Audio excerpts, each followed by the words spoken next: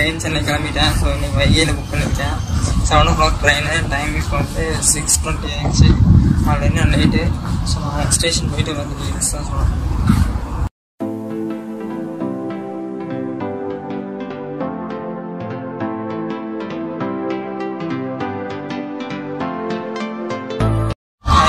Station வந்துட்டேன். என் coach பார்த்தீங்கன்னா D1. So almost இங்கே வந்துட்டேன். ஃப்ரண்ட்டில் நிற்கிது. நடந்து வந்திருக்கேன். ஸோ பார்த்தீங்கன்னா இதான் நியூ LHB கோச்சஸ். ஸோ இதை ரிவ்யூ பண்ண தானே நீங்கள் வந்திருக்கேன். வாங்க.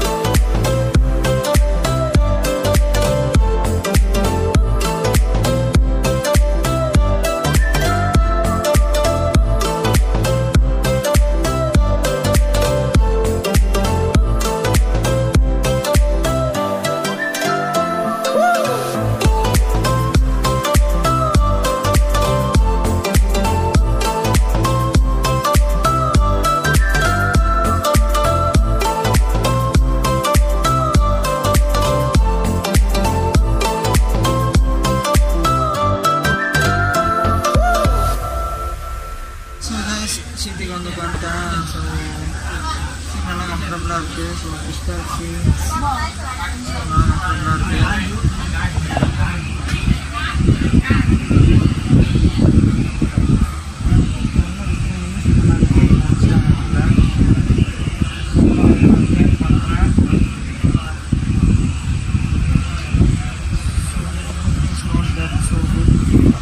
பார்த்தீங்கன்னா 2 ஃபேன்ஸ்